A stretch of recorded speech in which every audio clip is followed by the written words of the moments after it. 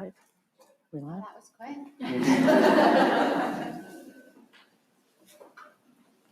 All right. Hello, everybody. Welcome, nurses. Thank you so much for being here. Yeah.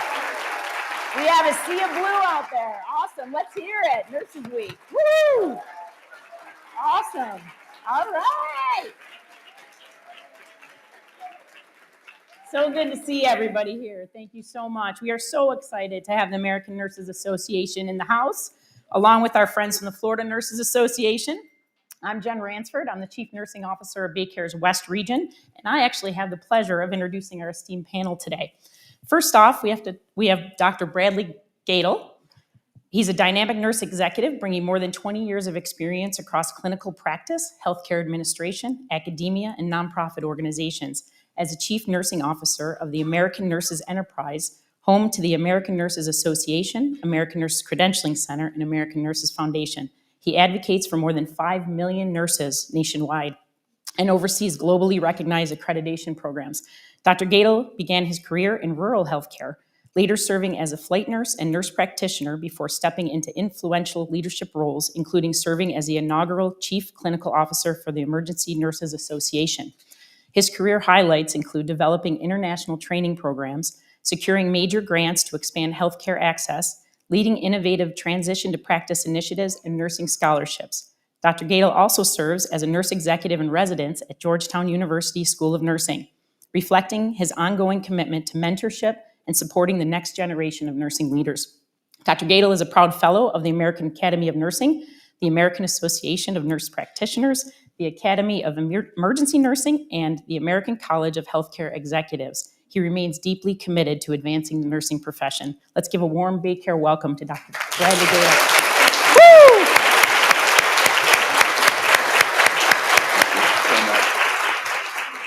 They gave you the long one. All right, next is our own Stephanie Connors. She is the president and CEO of BayCare Health System, the leading healthcare provider in West Central Florida.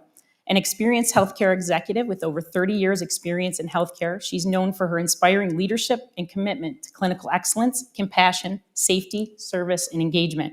Her career began at the bedside as a nurse and progressed through patient services to chief nursing officer. Stephanie then expanded her expertise to operations, serving as chief operating officer for various healthcare systems in Pennsylvania and New Jersey before joining BayCare in August of 2022. Under her leadership, BayCare has grown in its role as a key economic force in the region, including launching BayCare 2.0, a corporate restructuring that allows the not-for-profit health system to swiftly adapt in the evolving healthcare landscape to meet the specific health needs of its communities. In addition, Stephanie is leading the system to expand graduate medical education, invest in specialized clinical institutes, and advance innovation. She has cultivated a thriving culture among BayCare's 33,000 team members that is focused on high-quality, compassionate care. Recently, BayCare was recognized as a top workplace in the USA by Energage and USA Today and by Fortune magazine as one of the best workplaces for women, highlighting its inclusive culture. Please welcome our CEO of BayCare and a fellow nurse, Stephanie Connors.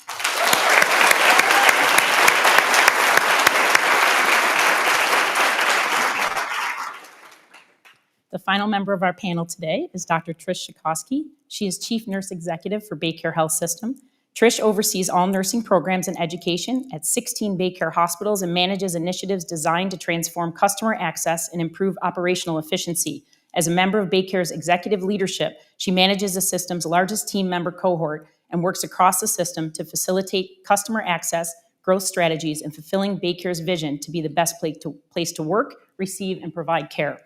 Trish assumed her current role in December 2023. Prior to BayCare, she served as Senior Vice President of Performance Excellence and System Integration at Jefferson Health in Philadelphia. She previously worked at Cooper University Hospital as Vice President of Patient Care Services and earlier Executive Director of Hospital-Based Services.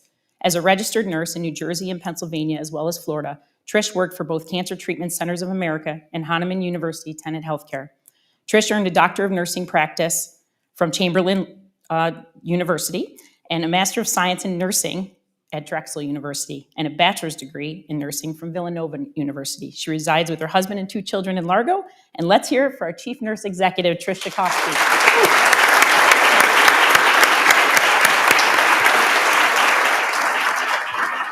I'm going to hand it over to Dr. Gadel to get us started. Over to me. Thank you so much. First, I just want to say thank you to the BayCare team for having the American Nurses Association here today to celebrate Nurses Week with all of you. I had the honor of being able to tour the facility here today, a beautiful facility. I can truly feel the power of nursing within the walls of this facility, and have heard great stories about the care and compassion and the work that you're doing every day. So thank you and happy Nurses Week. So give yourselves a round of applause, and then we're going to get in.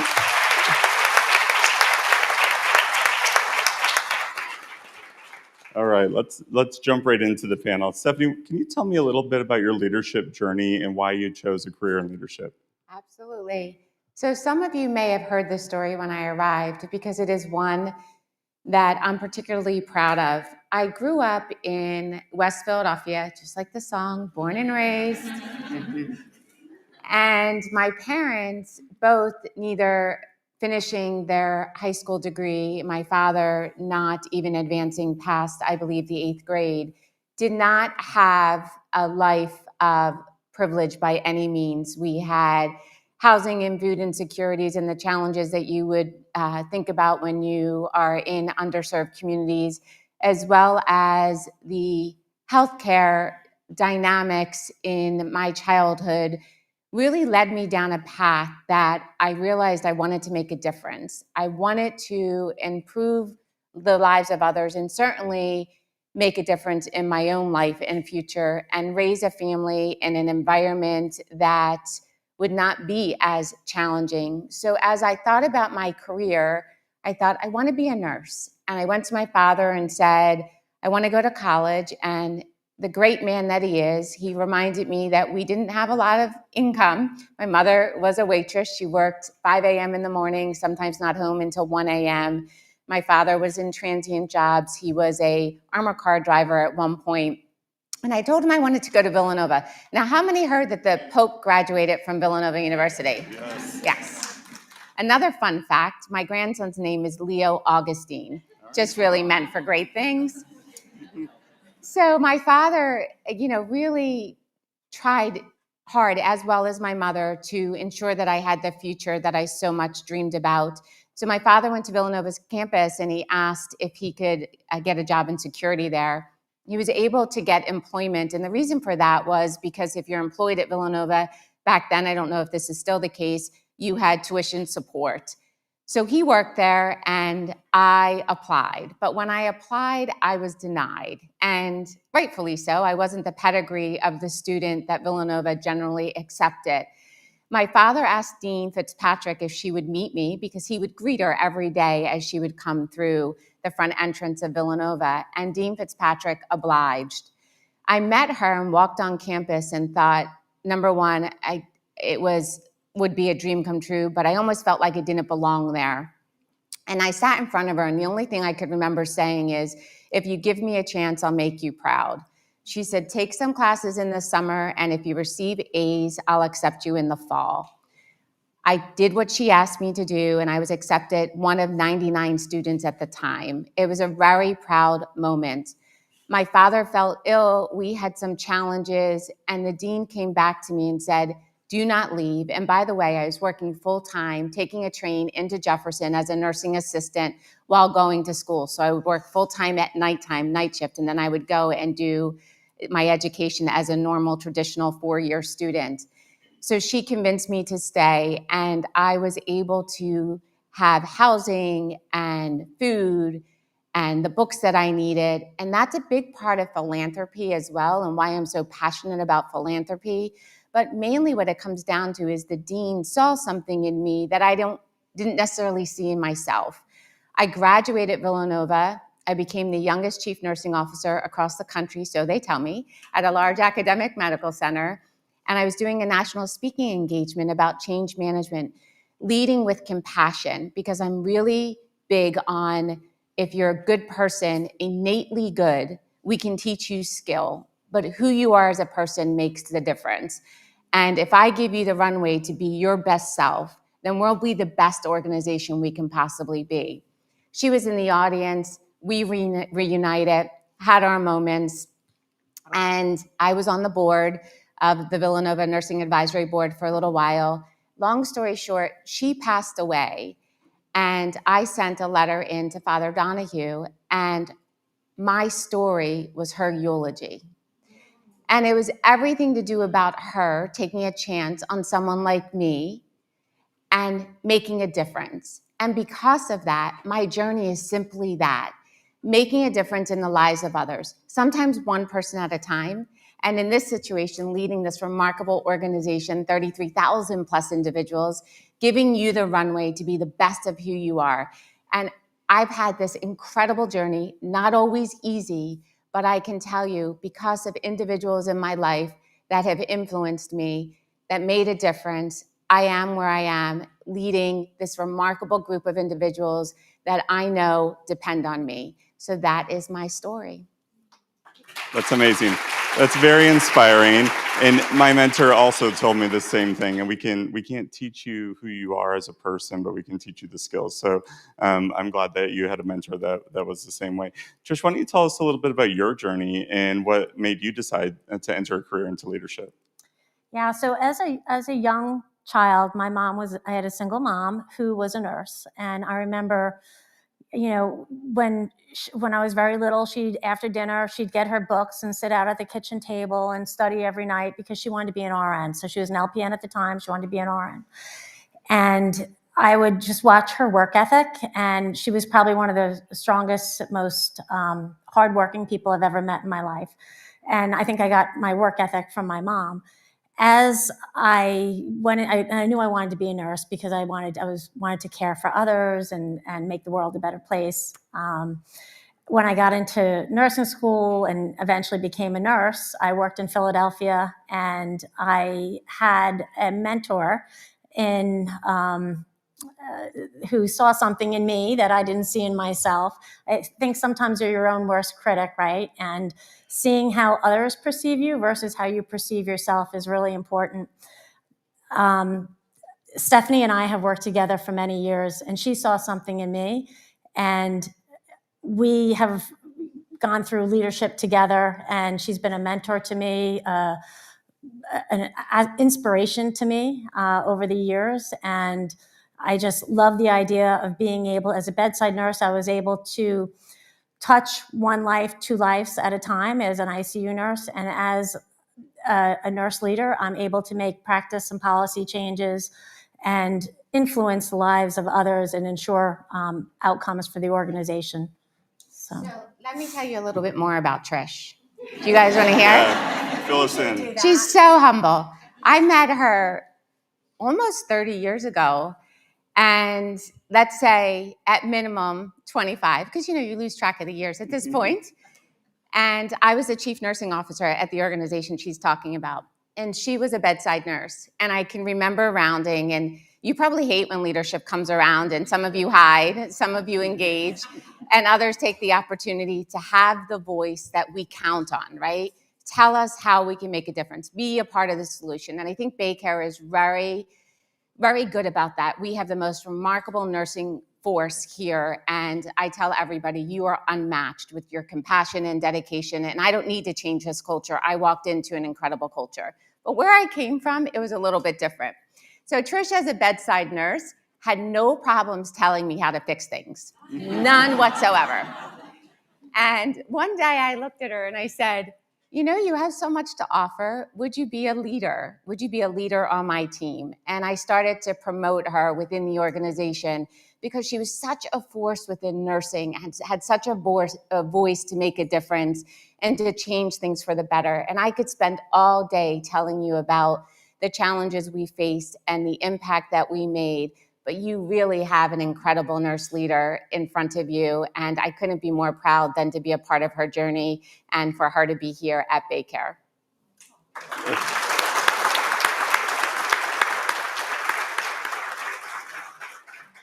That's an amazing story, and thank you for adding on to that. I do have a follow-up, and you said you saw something in her. Tell me a little bit about when you're looking for a future leader, and what are some of the characteristics, traits that you saw in Trish, or that you might be looking into your team members for future leaders? The first thing I look for is individuals that are innately good. I really believe your values are first and foremost. that if you are a good person and you have good intentions and you want to be a part of the solution and your voice is to make a difference, I will latch onto you so tightly and be sure that you can live to your greatest potential. Leaders are really just there to represent those that are around them in a way that enables them to be the best of who they are. You cannot teach people to be a good person. That just is something that you either are or you are not. I believe most people in our world want to be good. I believe that individuals, if they're led in a way that they can use their voice for positive outcomes and as strength, then we have an obligation as leaders to give you that voice and enable you to make that difference in the world. That's perfect. That's that's what I would be looking for in an executive that was trying to lift me up, to being able to recognize those inherent strong leadership traits that just kind of fall right in your soul, and you can learn the rest of the skills. I think that that's amazing. I do have a question about your leadership style, because she's noticed something in you, but I'd like to hear from you. How do you describe your own leadership style? I think of myself as an authentic leader. I like to live by values. So values are very important to me. I think I represent the values of BayCare. So honesty, integrity, trust. And as a leader, it's just so important to live those values every single day. And you're all leaders. Every single one of you are leaders. We may have the title as a leader, but you're leaders. And use that to make the difference in the patient's care that you impact every single day for each other. Like, think about it during the hurricane. Here's a great leader. Great leaders don't run from the problem. Great leaders run towards the problem. And when you think about our workforce, that's why I say all of you are leaders.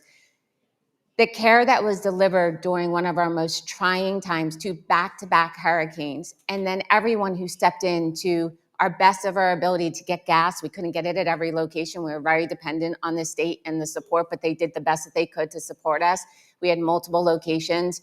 We had the food drive, so we were giving food not only to our team members that had terrible loss, but to the communities. So leaders run towards the problem, and each and every one of you are leaders in your own right. That's amazing. Really touched on this in what you just said, but you hinted at that, leadership isn't all glam and glory all the time. There are rocks, there are challenges, and I'd be interested to actually hear from both of you how you best approach a challenging situation and how you actually pull in your team members into that solution. Well, it's so important to get the voice of the frontline nurses, their insight, because they see the challenges on a day-to-day basis. They see the practices, the policies, and the issues. I didn't want to say issues because I think everything is solvable, but they see the problems on the units at a daily basis. So I think, having that voice and bringing that voice to the forefront is just so important. So listening is the most important thing that we can do when there's a challenge, and getting their opinion on how we can solve those challenges. I'll elaborate on what Trish had said, because I agree with her wholeheartedly, that if we think as individuals we have all the answers, we will fail you, because we are one person. And really, when you look at history and the impacts that leaders have had, it's because they surround themselves with really talented individuals. And for me, that's 33,000 plus individuals. So when we have a crisis, the number one thing a leader has to do is to tap into the resources that are around them and depend on them, and to listen to them, and to enable them to be a part of the solution. If we do that consistently and give you the ability to solve, you're 33,000 strong, and across the nation, much stronger. And the voice that nursing can have is pretty incredible. So both of us, and I think all of the leaders within BayCare I can speak for, are, the leadership style is, number one, participatory. We don't run from the problem. We're front and center. We'll pump the gas, we'll hand out the food, we will stand by you and deliver care if necessary, and we will work side by side to ensure that you have the tools to be able to live through any crisis. And an example of that is what we did during the hurricane, and I can talk about that often, and I will talk about that probably through my whole journey as a leader of BayCare, because I was so inspired by each and every one of you. When crisis hit, you didn't just look at yourselves. You had to leave your families. You had to come through these doors and take care of total strangers. That's leadership. So when I tell you leadership, I may have the title, but you are all leaders. Yeah, the resilience that comes out of that type of natural disaster and people showing up, you learn these lifelong skills. And the people that never thought that they were leaders, all of a sudden they rise to the occasion, even in an informal way, and they truly become, the shining stars to help lead a department or an organization or an initiative. I'm curious if I can hear from you, Trish. How do you advocate for your nurses? As leaders, we kind of get further and further away from the bedside, and sometimes it's hard to, keep your finger on the pulse of the day-to-day of what the bedside nurses are experiencing. And I'm curious, how do you take purposeful action to really understand their day-to-day? So it's really important to be present, to be rounding, to hear the voice of the nurses, hear the input from the shared governance councils that we have, which we have so many voices of our nurses in shared governance. I'm lucky enough to be able to sit at the CEO cabinet. Stephanie has elevated nursing to sit at the cabinet, so I report directly to Stephanie. So I have a say when we're talking about the strategic initiatives of the organization, when we're talking about what's important to our future for BayCare, how as nurses we want to show up as nurses in the future of BayCare. I'm very privileged to be able to sit at that cabinet and represent our bedside nurses and bring their voice to that cabinet as we're talking about our strategy and our future and our practice and our patient outcomes.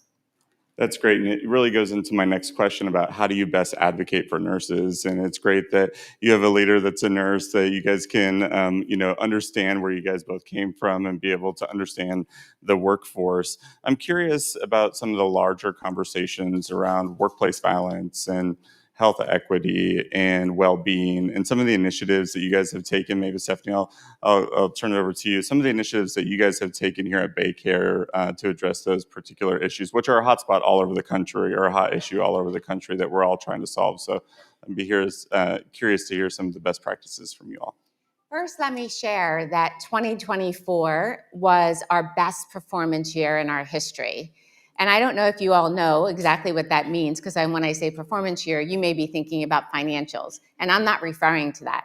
I'm referring to the highest safety, service, quality, engagement, and every indicator that's necessary to ensure that we have a workforce and a team that individuals want to be a part of, right? So when you think about the future of nursing, what's most critical? What's most critical is being the best place to work and practice. That's most critical. I always say patients originally come for the physician. You all know that, right? But they stay because of all of you and your extraordinary care. And they come back because of all of you and your extraordinary care. So those outcomes are something to be very proud of. So what do you think? Our best year in our history, 2024? That's pretty good. That's pretty that neat. Deserves something. Something to be proud of. And our CFO just recently did a Becker's conversation regarding our performance. And here's what she said.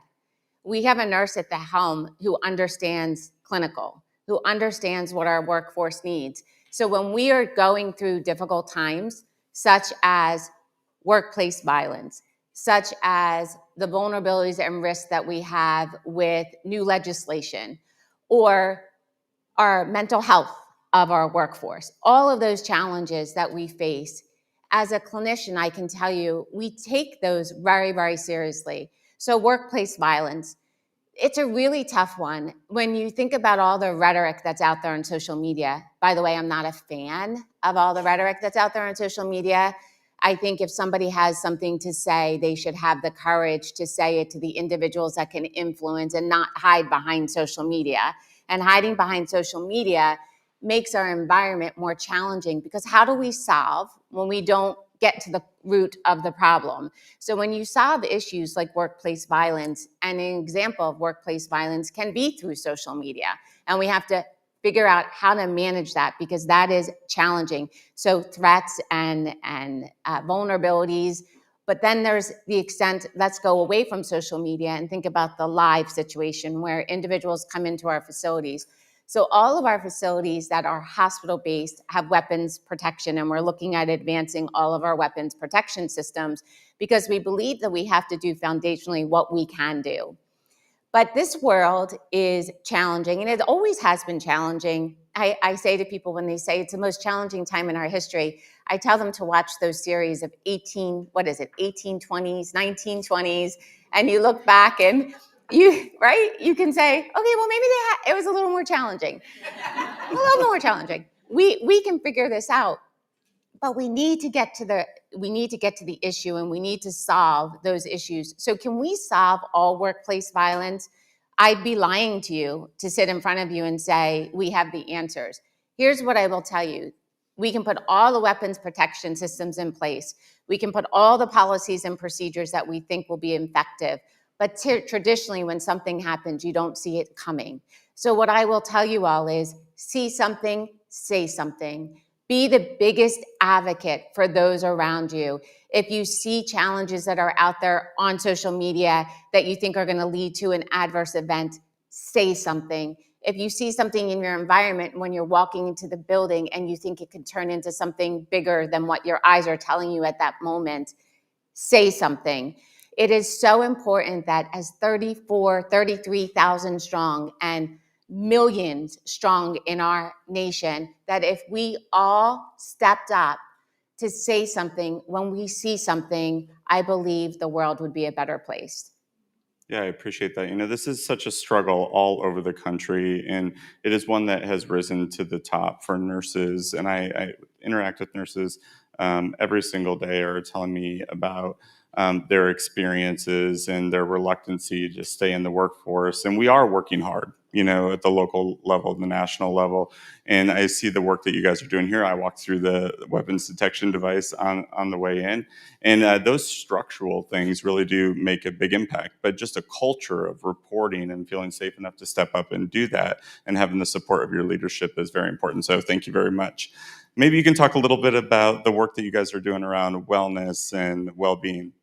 Yeah, so we're doing a tremendous amount of work but before we go on to that, I just wanted to say what an advocate BayCare has been in legislation for pushing standards for workplace violence in the nation to ensure that our nurses, that there's repercussions for violence against our workforce.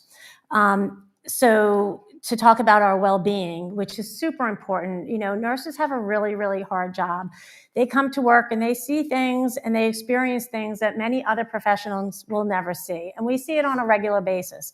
So it takes a toll on us emotionally, mentally, physically, the long hours.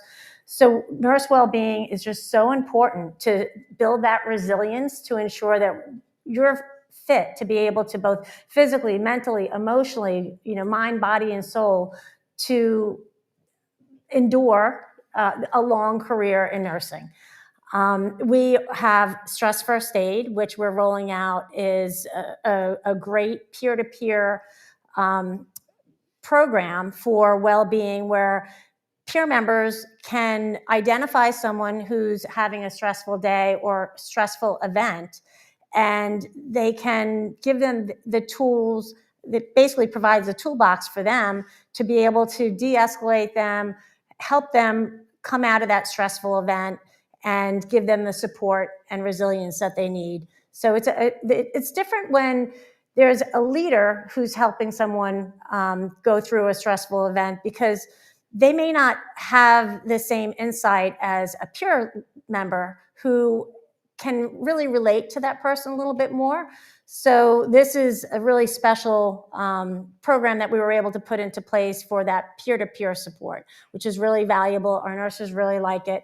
We have multiple initiatives that we've, well-being rooms. We have all sorts of different initiatives that we have put into place at BayCare, and with our new well-being certification, which is wonderful. We're so excited about that. Congratulations. Thank you. That certification validates that we're doing the right things, and our team members feel that we're doing the right things, which is the most important thing. Because if we can put any initiatives we want into place, but if our team members aren't feeling it and they don't feel that they're being supported, then what good is it, right? But this certification validates our team members feel like we're doing the right thing for them to ensure their well-being and support them. Yeah, and that's hot off the press. I mean, you guys were just celebrating that last week, so yes. congratulations. Thank That you. commitment to this work is very, very important. And that external validation really raises the bar and sets the standard, and you guys get to be among the first in the world with this type of accreditation. And the only organization in Florida to receive it, so very exciting. Yes, it's a testament to the hard work and all the activities that you guys are doing, supporting each other from a peer-to-peer level. So that's really important. So that shows the commitment that this leadership team has to your well-being, but also your commitment. So some can sit in the nursing profession, and obviously there's a lot of opportunity for the nursing profession, right? When we talk about workplace violence and we talk about the mental health of those providing care, being in vulnerable situations, and how do we do that better? There's a lot of things that we can do better as we progress in the profession. What that takes is all of you. It takes all of nursing. And we'll go back to you having a voice. This doesn't mean that we're perfect. I do believe that we're better than most. And I do believe that we are an organization that is chosen because of our culture and our compassion and what we're known for. But there is always opportunity. And we're wise enough to know, as nurses and as leaders, that every day is a new opportunity. And sometimes when you fix one problem, another problem arises. Or you can fix one problem and 100 people love it, but 100 people do not. And when you have tens of thousands of people that are involved in a decision, or when you have tens of thousands of people that are depending on you, it really takes all of us to help those around us to see the efforts and the energy around this profession and why it's so amazing. So with all of the challenges we face, just think about what you do every day. You're making a difference in the lives of others, whether that's the patients you're caring for, whether that's the families that are by their bedside, or whether that's your peers that you're standing next to. You're making a powerful difference. You've chosen a noble career that I believe is the most incredible dedication that a human can give, which is saving the lives of other individuals. So some days it'll get really, really hard, but you need to know that all of you in this room and nursing across our country, that you are appreciated and you're valued, and our voice needs to be heard, and we need to continue to make a difference. And every time we get in front of you in the future, I'm sure we're going to be able to talk about how much of a difference you're making. Thank you for that. And it's so true. The work that's being done here and the work that's being done around the country to improve well-being for nurses can't stop. And it's not just done in programs. It's operational logistical changes that make the work environment easier for nurses to be able to do their everyday work. And some of the innovation that I've seen here as I've been touring with the virtual care unit and some of the new facilities that are coming on board to reduce kind of the burden of crowding and being able to serve your community really shows your guys' commitment to this space. If you could give, Trish, I'll ask both of you. Trish, if you can tell one piece of advice for one of the future leaders in this room or a leader in this room that's aspiring to grow their career, what would be that advice? I would say be flexible, be resilient. So the healthcare landscape is ever changing. The only constant about healthcare is it's going to change, right? So having that flexibility, we know you have the dedication, we know you have the heart, or you wouldn't be in the profession in the first place. For an aspiring future leader, it's important to be flexible, but most important, never lose that compassion or empathy, because as a BayCare nurse, I know that's what sets us apart from everybody else. All our other competitors are the compassion and the empathy that our BayCare nurses have, and continue that in nursing leadership as well. Really well said. I would echo everything that Trish has mentioned, but I would also say, use that fire in your belly. When people say, why did you pick so-and-so for their journey in leadership? Because I have a lot of opportunity to choose leaders. And throughout my career, I will tell you that I've chosen very amazing individuals to be leaders, but that's because they earned it. And you can open the door, but how you deliver on service to others is because of all of the things that Trish mentioned. So use that fire in your belly. The last thing I will say, my advice to you is, this is how I feel. So I have 4 beautiful children, a husband of 30 years, 2 amazing grandchildren, 1 on the way. And I will tell you, my legacy on this earth will not be that I was a CEO. My legacy on this earth will be, hopefully, that I was a great mom, a great wife, and that I made a difference in tens of thousands of individuals on this earth because of the compassion that I so much believe in.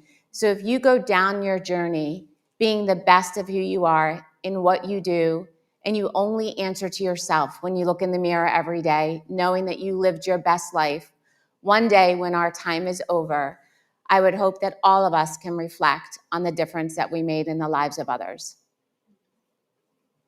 That's amazing.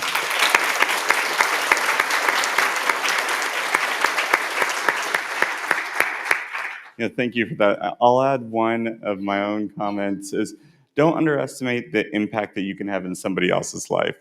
Now I'm at this stage of my career, I hear from a lot of people that say, I interacted with you, at this job or this job, and you made an impact, you made a difference. So you can make an impact in the person sitting next to you without even knowing that you're doing it. So just be kind. That's the one thing that I'll add, and lift people up when they're down, give people opportunities, and we can all rise and do this work together.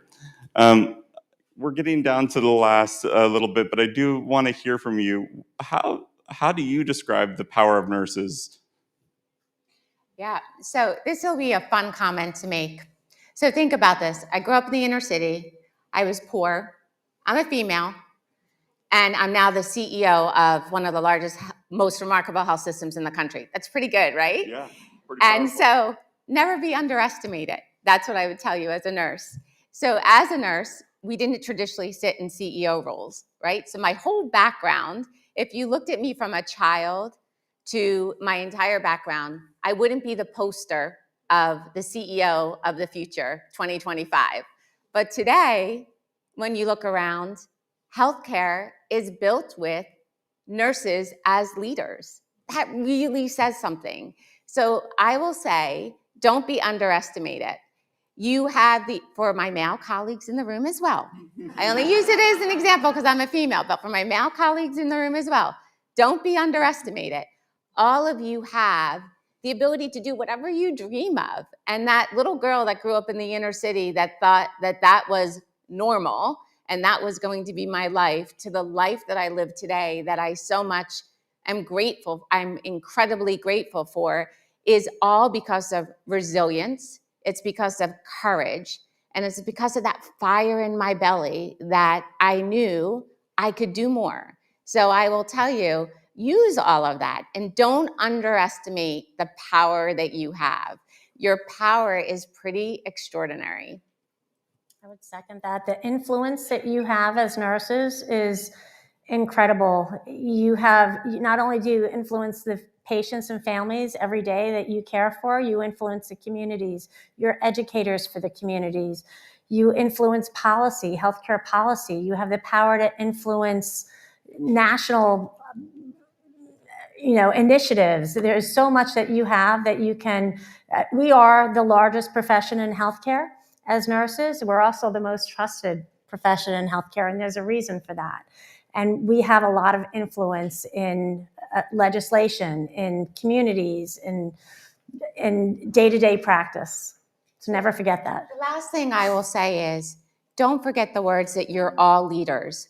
So although we're sitting up here and we have the privilege that you can depend on us as being a part of BayCare, you're all leaders. And when I became a nurse, the day that I passed my boards, I thought I hit the pinnacle. And if I didn't go a step beyond that, I would be as happy today regardless, because my dream was to be a nurse. I am a nurse first. I will always be a nurse.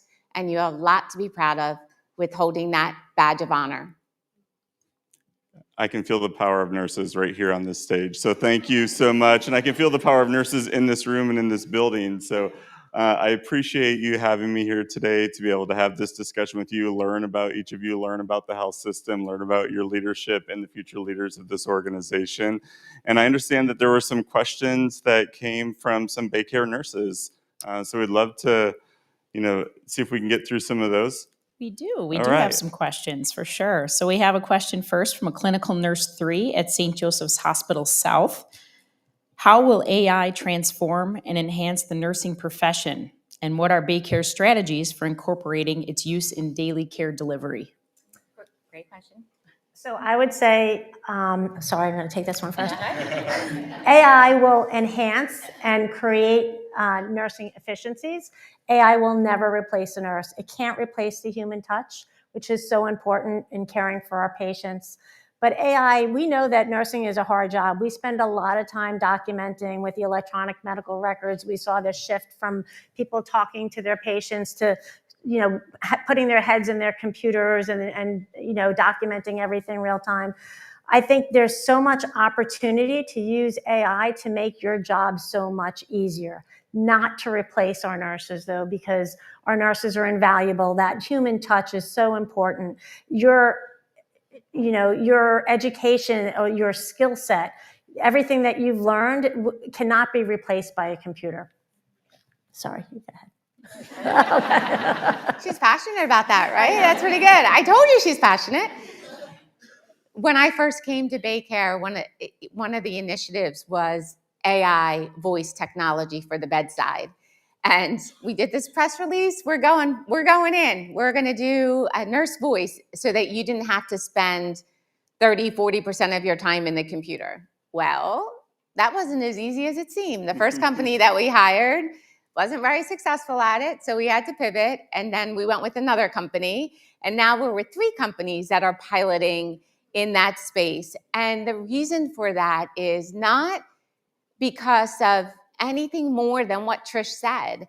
You have the ability to do exactly what you were born to do, which is that human interaction, that care of the patient and the family. And if we keep you in your heads down in the computer, we're taking away from what we know our capability is, which is to make a difference by connecting with individuals and making that eye contact. And no matter how hard the situation gets for you as a clinician, we want to make sure that your first priority is in the room with the patient and not with the computer. So AI is not a bad thing. It's going to help us to be able to take some of that pressure off of you.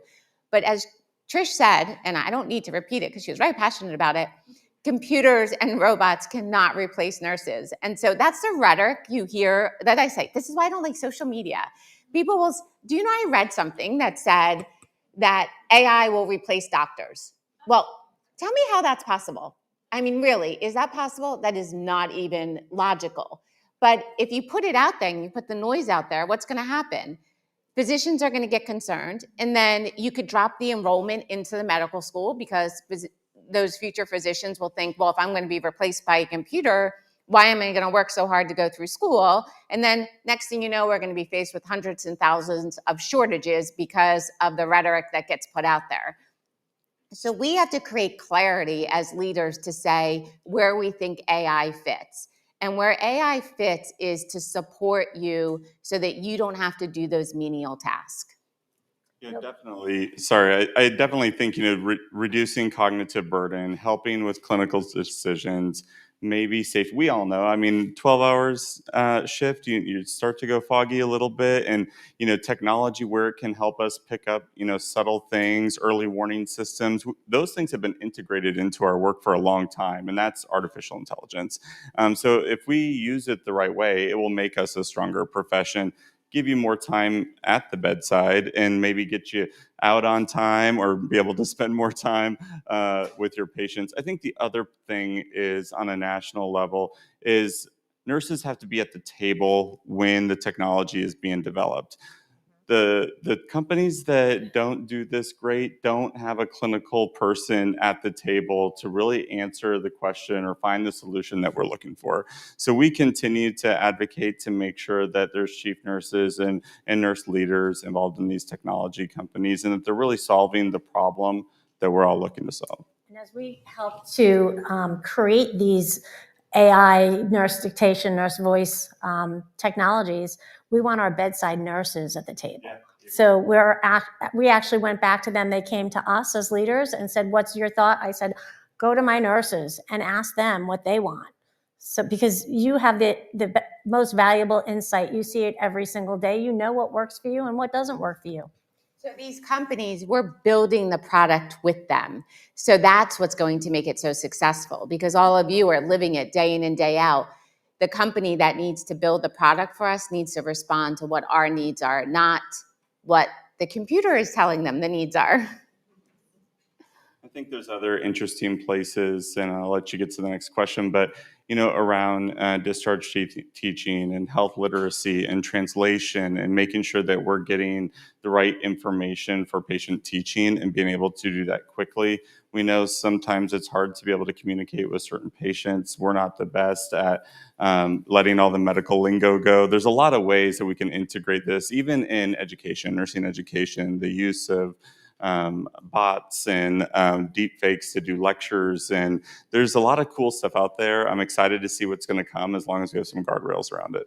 And the other thing, I know we need to move on, but it's important because it was asked, the important topic.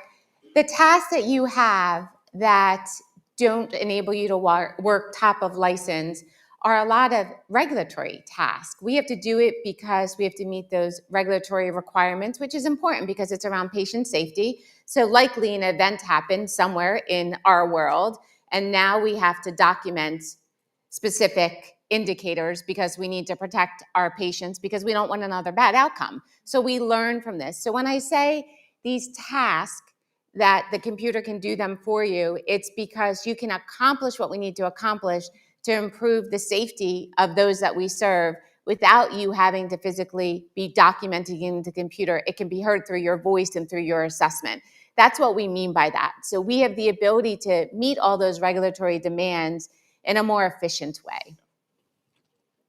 Wow, that was excellent input. Thank you. Thank you so much. Honestly, that is the future of nursing. And I don't think any of us in this room got into nursing to do documentation and charting. And if anything can help us with that, I think we're on board for that for sure. Thank you. Bring the nurses back to the bedside. That's right. Make that connection. This is a question from a nurse manager here at Morton Plant Hospital. It says, HCAPs are a crucial component of healthcare systems. What strategies have been implemented in larger organizations like BayCare to consistently achieve high scores across all campuses?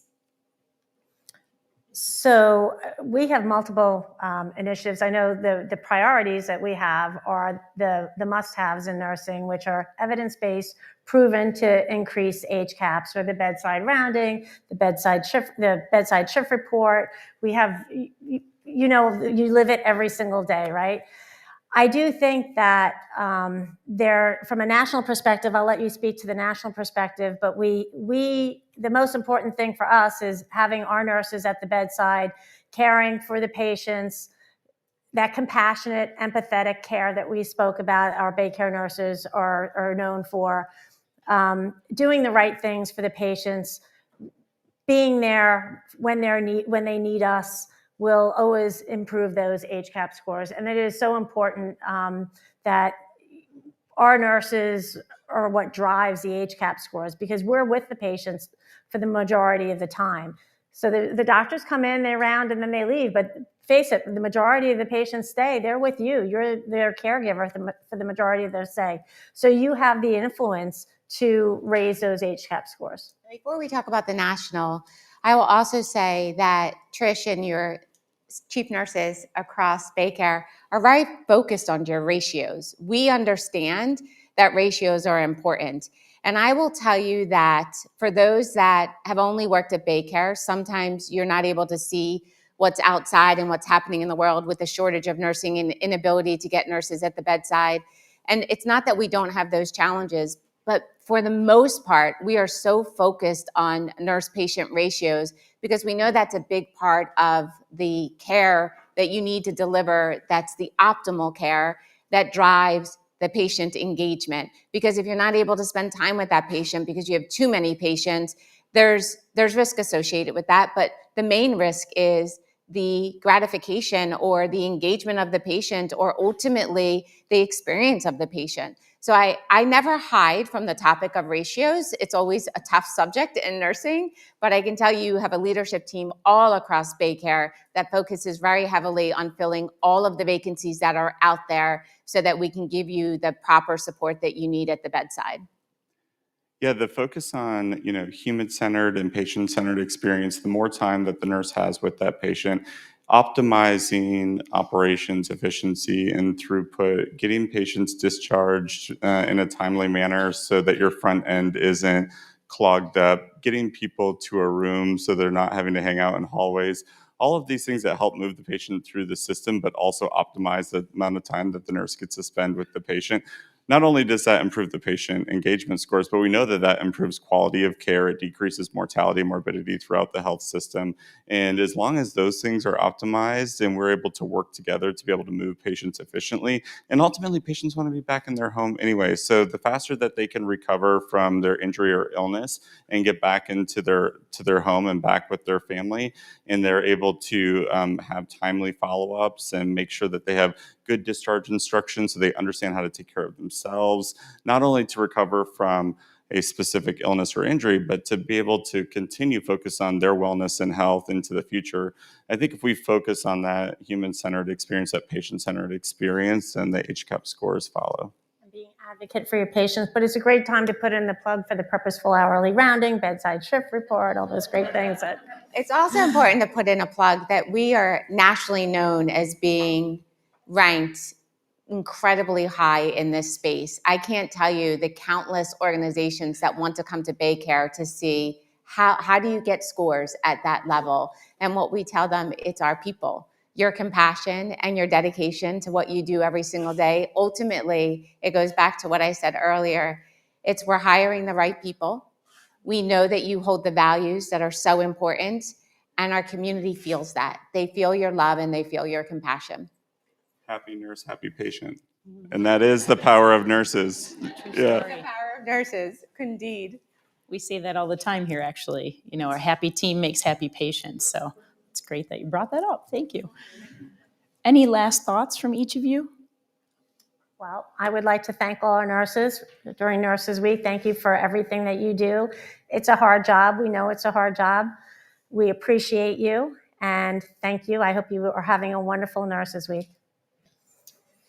What I would say is I'm so honored to be among all of you and to consider myself one of your colleagues and to be a nurse, to be in this room with so many of you that took time out of your busy schedules.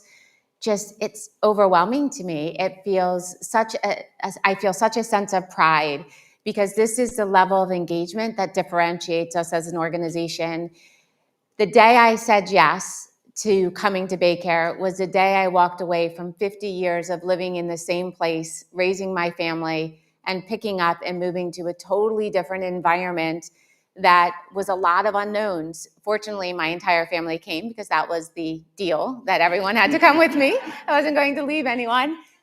But this is my home, and it's my home because the culture that's here, I can feel the difference that you make, and it feels so much a part of who I am that I feel like I've been here my entire career. So thank you for that. Thank you for your dedication, the love and compassion that you showed to this community. I couldn't be more proud than to say that I lead this remarkable organization.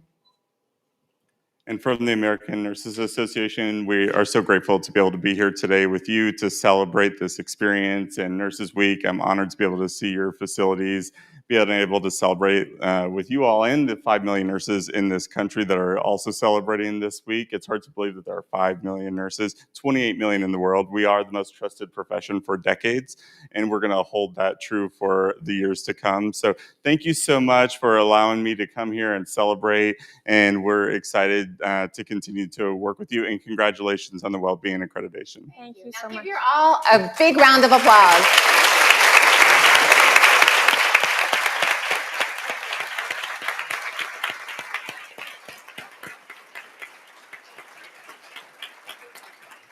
So I want to just take a moment to thank everybody on our panel, our amazing nurse leaders. Thank you so much. And our amazing CEO. Thank you so much. As we end today's session, I'd like to take a moment also to thank the nurses in the room and those listening around the nation. What you do is truly a gift. You make a difference in the lives of so many. Thank you for choosing this noble profession, and we wish you only the best. Thank you and have a wonderful day. Happy Nurses. Happy Nurses Week.